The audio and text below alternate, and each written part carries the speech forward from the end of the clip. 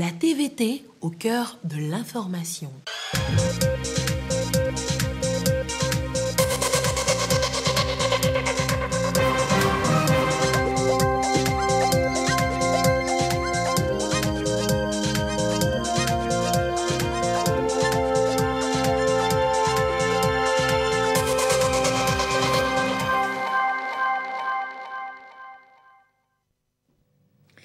Il est l'heure du journal sur la télévision togolaise. Madame, Monsieur, bonsoir et voici les titres de cette édition. L'Assemblée nationale togolaise se met au parfum de la coopération agissante entre le système des Nations unies et le Togo. Ce mercredi, la représentation nationale a échangé avec les partenaires en développement sur le contenu du nouveau document de partenariat signé il y a quelques semaines.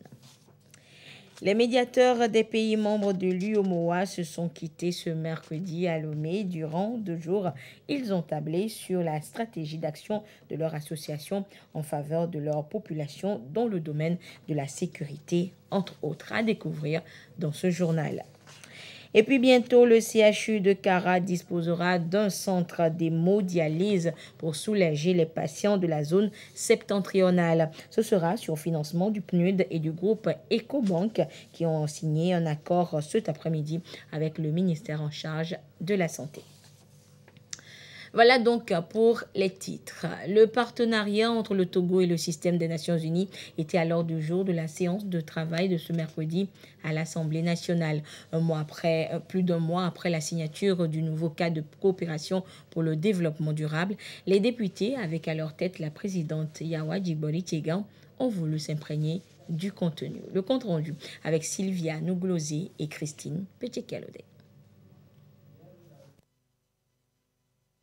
Un mois après la définition du nouveau cadre de coopération pour le développement durable sur la période 2023-2026 entre le système des Nations Unies et le Togo, la partie onusienne fait le point avec l'Assemblée nationale. À cette séance d'échange, les deux parties passent en revue les résultats obtenus et définissent de nouvelles pistes et perspectives de renforcement de ce cadre de collaboration.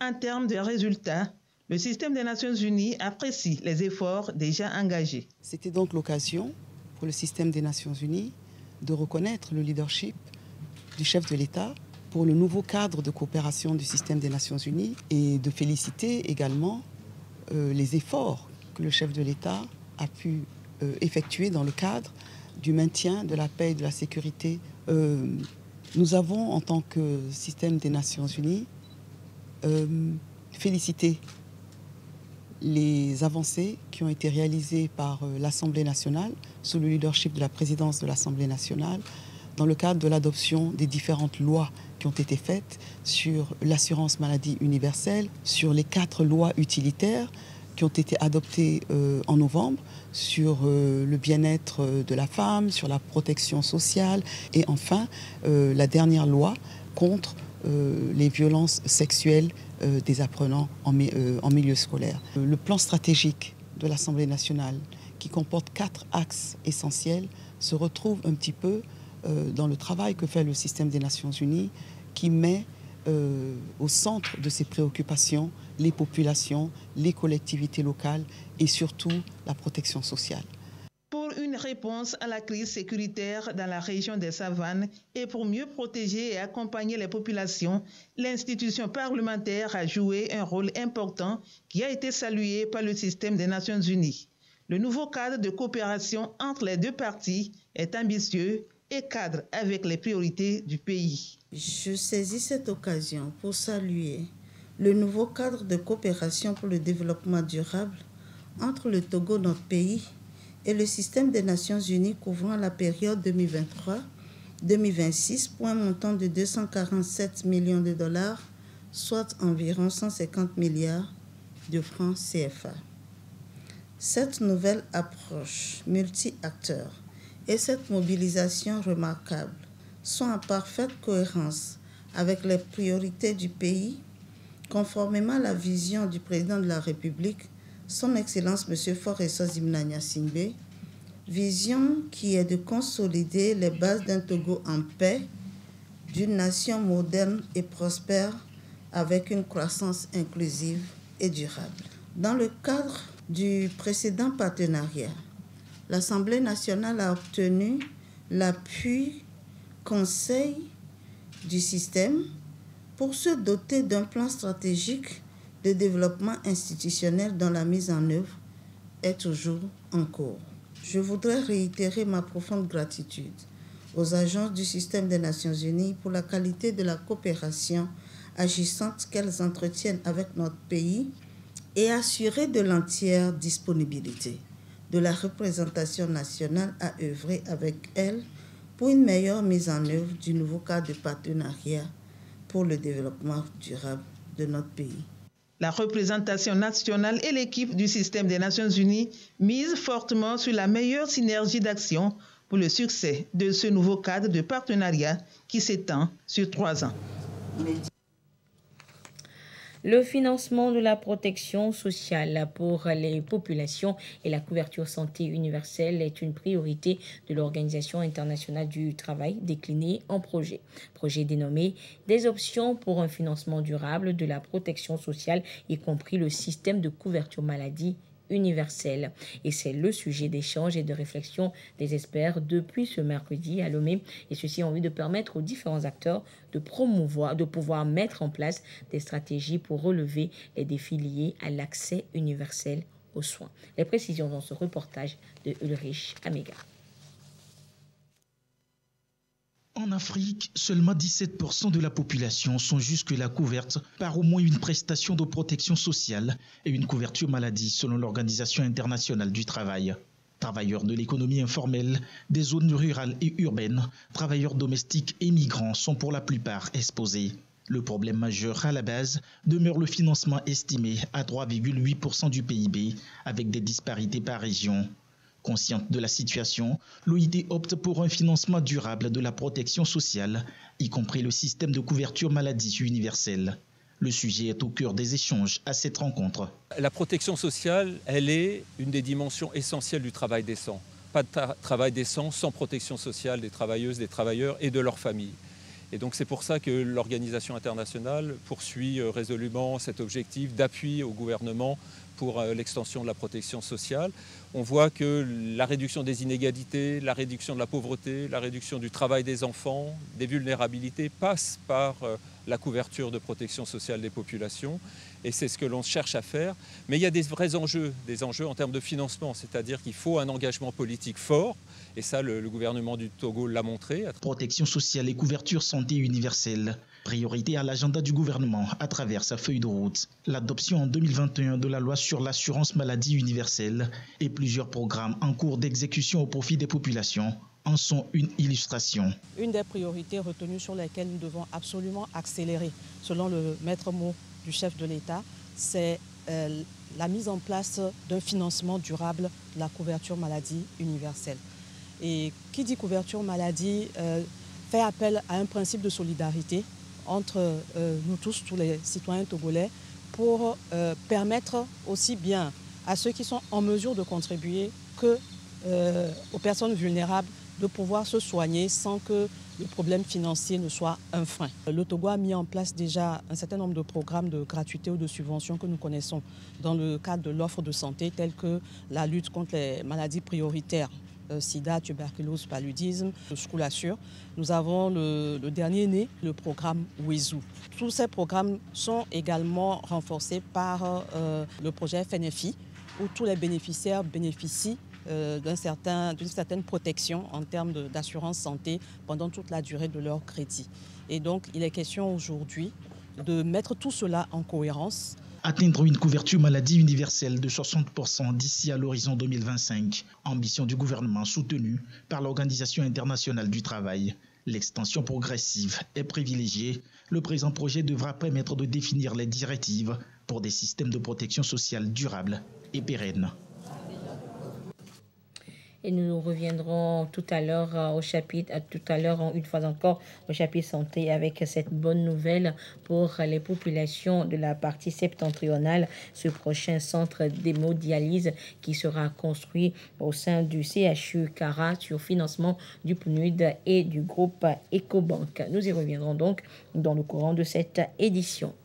L'Assemblée générale extraordinaire de l'Association des médiateurs des pays membres de l'UEMOA a pris fin cet après-midi à Lomé. Les médiateurs de l'espace UEMOA ont pu élaborer un plan stratégique de leur association. Il couvre 2023 à 2027. Dans ce document figurent les grands chantiers à mettre en branle. Nous les découvrons dans ce reportage de Marie-Ange Bida.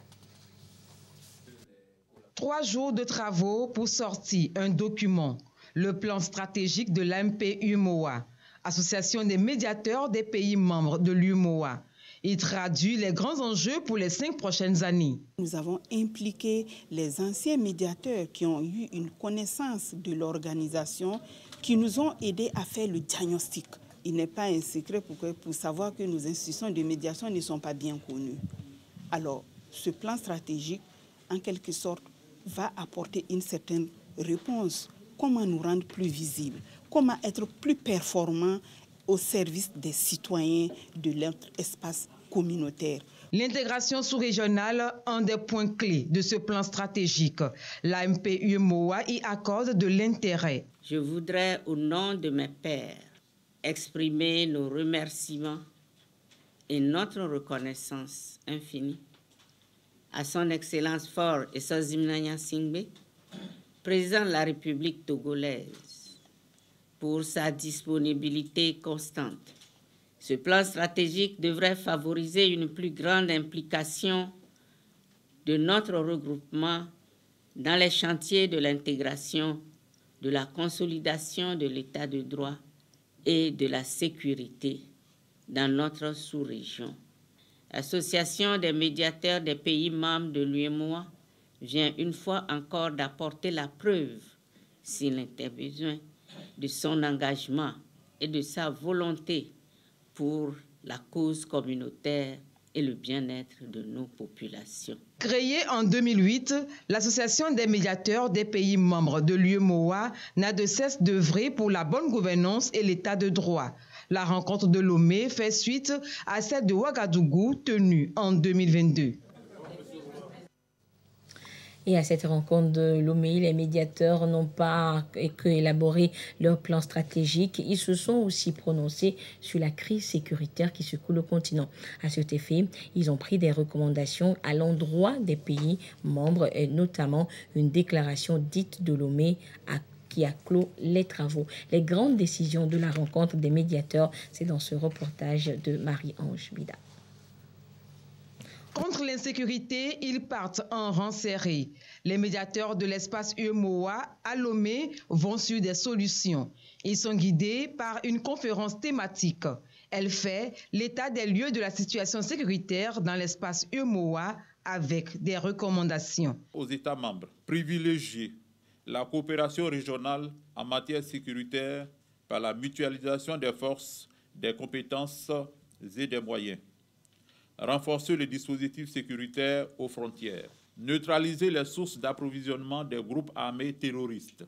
Harmoniser les codes pastoraux nationaux et mettre sur pied des politiques de sédentarisation des éleveurs et, dans le cas contraire, instituer les certificats nationaux et régionaux de transhumance. Mettre en place des politiques en vue d'assurer la présence effective de l'État sur l'ensemble du territoire national et, au besoin, permettre le retour des personnes déplacées et réfugiées ainsi que des services sociaux de base. Impliquer davantage les autorités coutumières, religieuses et traditionnelles ainsi que la société civile dans la sensibilisation des populations. À l'UEMOA, il est demandé un appui au projet de développement dans les zones à fort défi sécuritaire, entre autres. Les médiateurs, eux, sont appelés à plus de partage d'expériences. Et ce n'est pas tout. Les médiateurs, engageons nos institutions de médiation à intensifier la sensibilisation de nos gouvernements et de nos populations à lutter contre les menaces et les attaques terroristes ainsi que l'extrémisme violent. Saluons les efforts déployés au plan bilatéral et multilatéral en vue d'éradiquer le terrorisme et les infractions connexes dans l'espace UEMOA afin de préserver sa vocation d'espèce d'échange, de paix, de stabilité et de coopération féconde. Exhortons nos États à coopérer activement pour que les efforts en cours produisent les effets escomptés. De Lomé, les médiateurs de l'espace UEMOA repartent sur une note de satisfaction, celle d'avoir contribué à un mieux vivre des citoyens des pays membres. La session de formation des cadres des administrations fiscales et experts en politique fiscale s'est achevée ce mercredi à Lomé. Les délégués des différents pays de la CEDEAO sont repartis dotés de stratégies pour mobiliser encore plus de recettes au niveau de leurs différentes administrations, et ceci dans le contexte de la zone de libre-échange continentale africaine, ZLECAf. Les précisions avec Esther Diato et Clarisse Anticlé. Les implications économiques et fiscales qui découlent de l'accord sur la zone de libre-échange continentale africaine, ZLECAf, ils en ont débattu durant 3 jours. Ces cadres des administrations et experts en politique fiscale ont approfondi leurs connaissances sur la ZLECAf, ce qui leur a permis d'affiner des stratégies pour mobiliser davantage de recettes. Nous allons beaucoup plus revoir la relation que nous avons avec les contribuables. Il faudrait dans ce sens que nous ayons une relation de confiance. Parce qu'il faudrait que ces contribuables comprennent aussi que la ZLECAf, c'est une bonne chose. À cette formation organisée par le Forum des administrations fiscales ouest-africaines, FAFOA, et l'Office togolais des recettes OTR, des expériences édifiantes ont été partagées par les uns et les autres. Des pays comme le Niger, par exemple, ont commencé par mettre en place des structures. Ils ont pris des actes réglementaires pour effectivement mettre en œuvre cet accord.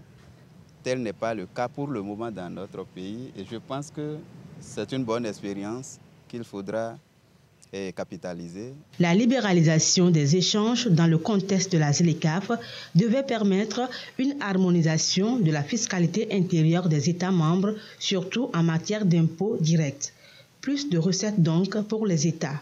À Lomé, des résolutions ont été prises en vue de son effectivité. Aujourd'hui,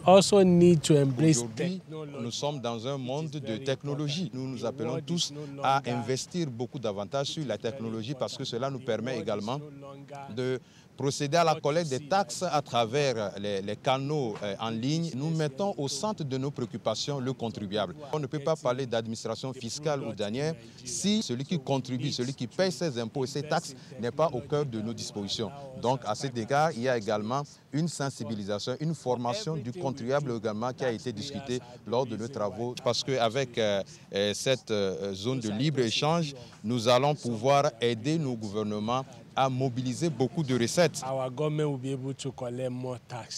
Les participants à la formation de Lomé se sont séparés avec l'engagement de restituer dans leurs différentes administrations fiscales les acquis pour plus d'impact. Et je vous l'annonçais plus tôt, pour renforcer l'engagement du système des Nations Unies pour le mieux-être des populations togolaises, un nouvel accord vient d'être signé ce jour. Le PNUD et le groupe Ecobank s'engagent à financer la construction prochaine d'un centre d'hémodialyse au sein du CHU de Kara. Les précisions avec Yasmine Kodia. Le groupe Ecobank Transnational Incorporated, le PNUD et le ministère de la Santé s'engagent à doter le centre hospitalier universitaire de Kara d'une unité d'hémodialyse. Une enveloppe de 300 millions de francs CFA est mise à la disposition du ministère en charge de la Santé. C'est un don d'Ecobank, la banque panafricaine pour améliorer la santé de la population.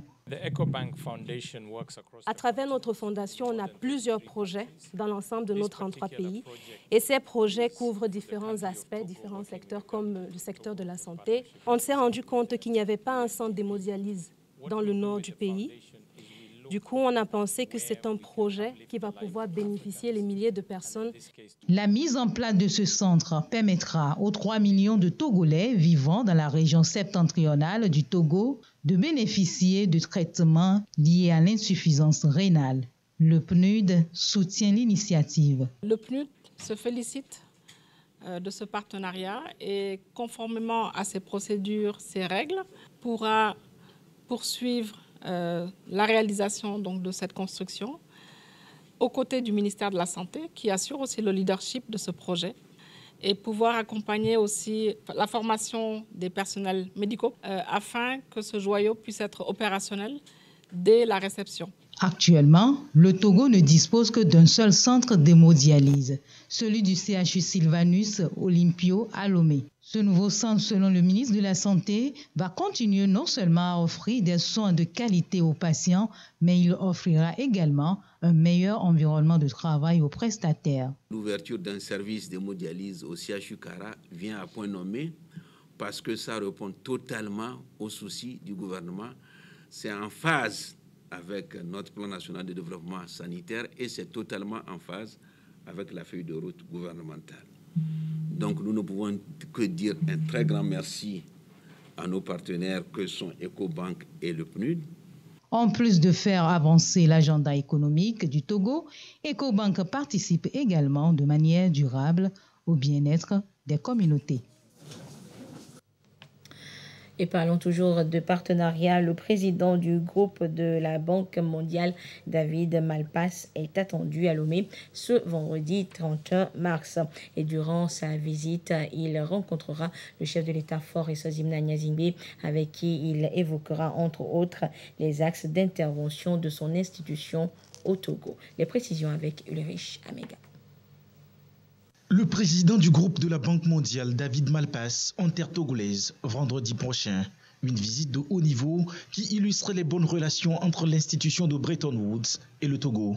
La présence de David Malpass permettra d'aborder des questions d'ordre prioritaire. La sécurité alimentaire au Togo et en Afrique, la nécessité d'une réponse urgente aux besoins d'approvisionnement en engrais, la transformation numérique, mais aussi les questions sécuritaires. Un déplacement de 48 heures à Lomé, une rencontre avec le président de la République, Faure Sozimna Gnazingbe. David Malpass aura aussi l'occasion de discuter avec le gouvernement. Également à l'agenda de son séjour, plusieurs autres points forts. La réception au port autonome de Lomé d'un important stock d'engrais financé par la Banque mondiale dans le cadre du programme régional de résilience du système alimentaire. Et enfin, une discussion prévue avec des étudiants, chercheurs et partenaires du Centre d'excellence régional sur les sciences aviaires CERSA de l'Université de Lomé, financé par la Banque mondiale. Cette visite de haut niveau fait suite à une rencontre avec le chef de l'État Faure Sozimna Gnazingbe en octobre dernier, en marge des assemblées annuelles du groupe de la Banque mondiale et du Fonds monétaire international à Washington. Une rencontre au cours de laquelle le président de la République, Faure Sozimna Gnazingbe, et le président du groupe de la Banque mondiale, David Malpass, ont échangé sur la sécurité alimentaire et la transformation numérique en Afrique, avec un accent mis sur les réalisations majeures et les ambitions du Togo dans ces domaines. Il est porté à la connaissance des usagers des tronçons Sarakawa Kanté et Kanchamba Sadori qu'en attendant l'achèvement des travaux de construction des postes de péage modernes, des kiosques de péage provisoires ont été aménagés à Atetou au PK 56+00 et à Diabignon au PK 0+500. Le ministre des Travaux publics informe les usagers de ces tronçons et la population riveraine que ces kiosques de péage seront mis en exploitation à compter du lundi 3 avril 2023 à 6 heures précises. Le ministre des Travaux publics compte sur le civisme de tous pour le respect des dispositions prises à cet effet. Et c'est donc un communiqué du ministre en charge des travaux, des travaux publics, Madame Zoueratou Kassa Traoré. La 7e vague des volontaires d'engagement citoyen VEC est en fin de mission de volontariat. 6 mois après, ces volontaires ont donc reçu du matériel leur permettant dorénavant de s'installer professionnellement et démarrer ainsi leurs activités génératrices de revenus. Les précisions avec Carmen Madjei à Capon. Après sa formation en coiffure, Dédé est devenue revendeuse d'oranges jusqu'au jour où un de ses amis lui parle du programme de volontariat d'engagement citoyen. Elle vient de finir sa mission et part bien équipée pour démarrer son activité génératrice de revenus. Je viens de recevoir un séchoir, une lave-tête avec une bourrée. Ça va me permettre de bien servir les clients. Et pour le séchoir, ça va m'aider à sécher rapidement les cheveux. Cette année, c'est plus de 750 jeunes artisans volontaires d'engagement citoyen qui vont bénéficier d'équipements et matériels d'installation sur toute l'étendue du territoire togolais. À Lomé, le choix est porté sur 63 personnes. Avec une contribution de plus de 18% au PIB national, le secteur de l'artisanat constitue une source de moyens de subsistance pour des dizaines de milliers de personnes, en même temps qu'il procure des produits, des emplois et de la richesse à la population. Reconnu comme tel par tous les acteurs, ce secteur vital qui accueille de plus en plus de jeunes passionnés des métiers de l'artisanat reste malheureusement confronté à de nombreuses contraintes qui entravent son épanouissement et son développement. Parmi ces contraintes, je citerai la faible capacité entrepreneuriale des jeunes formés qui sortent des centres et des ateliers d'apprentissage, les difficultés d'accès à des financements adaptés pour des artisans, surtout les plus jeunes. Plus de 257 millions de francs CFA ont été mobilisés pour la mise à disposition de ces kits au plan national. 12 corps de métier ont été pris en compte pour permettre aux volontaires d'engagement citoyen de la vague 7 d'être actifs sur le marché du travail. Hors du Togo, selon des experts des droits de l'homme, les crimes contre l'humanité auraient été commis en Libye contre les Libyens et les migrants étrangers. Et c'est le contenu d'une mission commandée par l'ONU sur place. Des actes d'une extrême atrocité auraient été commis sur les migrants dans les lieux de détention.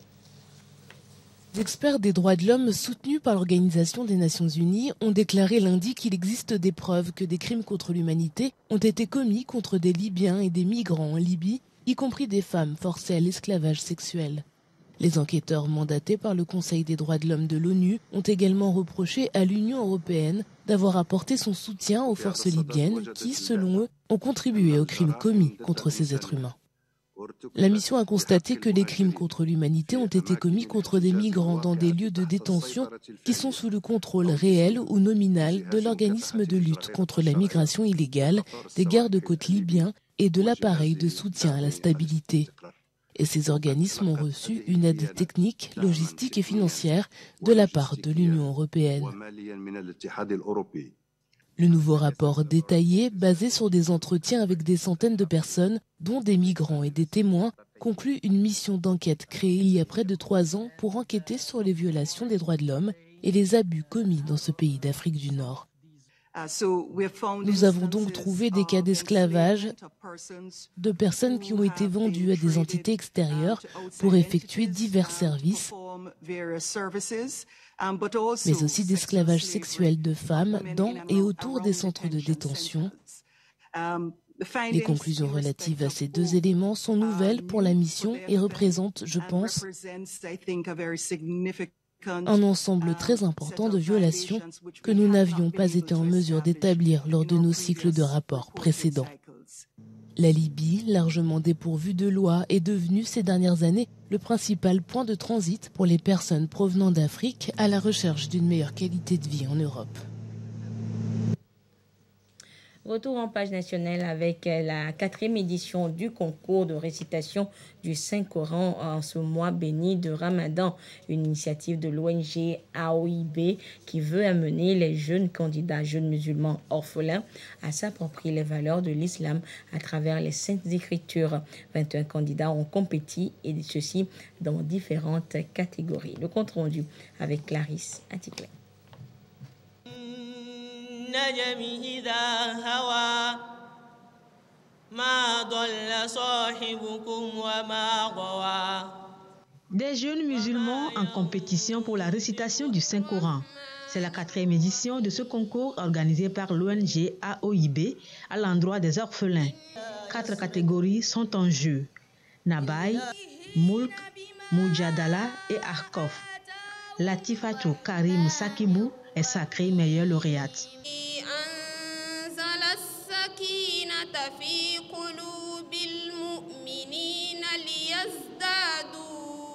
Mazeso, alhamdulillah, alhamdulillah. Na mazawun barnga patarudo, manawe dalam sabaka kena na kubana barnga pata bagwana babende de sabakana. Mazewe. Sur 21 candidats, 9 sont récompensés. On demande pour tous les candidats de bien faire les révisions, ainsi bien que les gagnants, ainsi bien que les perdants. C'est la révision qui va les remonter. Selon le comité d'organisation, le niveau des candidats a beaucoup évolué.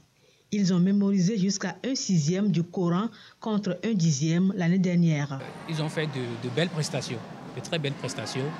Et je les encourage à évoluer dans ce sens pour que l'année prochaine, on puisse avoir des enfants qui vont mémoriser même le Coran entier. C'est notre souhait. Le parrain de cette édition se réjouit également des performances des candidats. Ce n'est pas une lecture, mais une mémorisation venant de leur tête. Allah, nous te remercions pour ça. Nous souhaitons que d'ici quelques années, nous allons avoir des grands imams à travers l'organisation AOIB au Togo. Le concours de récitation du Saint-Coran est une compétition islamique dotée de prix qui a lieu chaque année. Il a pour but d'encourager les jeunes musulmans à la lecture du livre saint et à s'approprier les principes et les valeurs islamiques tels que préconisés par le prophète Mahomet. Le ministère de la Culture et du Tourisme porte à la connaissance du public togolais que les autorités compétentes russes ont lancé un appel à candidature pour les sessions de l'art et de la chorégraphie de l'école Inopraktika et Russian Season 2023 qui se tiendront de mai à juillet 2023 à Saint-Pétersbourg. La session de l'art qui se tiendra du 22 mai au 9 juin 2023 est ouverte aux étudiants âgés de 21 à 35 ans titulaires d'une licence en beaux-arts. La session de la chorégraphie qui se déroulera du 5 au 29 juillet 2023 concerne les chorégraphes professionnels âgés de 21 à 35 ans et les danseurs professionnels, c'est-à-dire en danse classique ou contemporaine, âgés de 18 à 30 ans. Les frais de séjour, l'hébergement à l'hôtel et les billets d'avion sont pris en charge par la partie russe. Les dossiers de candidature sont envoyés aux adresses artsession@russianseasons.org pour la session de l'art et ballet-session@russianseason.org ou aller directement sur le site donc de l'école de Russian Season. Et le site est à découvrir dans le quotidien national Togo Presse. Et tous ces dossiers sont donc à envoyer au plus tard le 3 avril 2023 pour la session de l'art et le 30 avril pour celle de la chorégraphie. Et pour toute information complémentaire, s'adresser à la direction de la promotion des arts et de la culture, César Balépé d'Ogan, non loin de l'hôtel Eniké, ou appeler directement le numéro de téléphone, le 91 46 91 37. Et c'est un communiqué signé par le ministre en charge de la culture, Dr Kossi Lamadoukou. Et ainsi se referme ce journal. Merci de votre fidélité à la télévision togolaise. Excellente suite de nos programmes. Au revoir.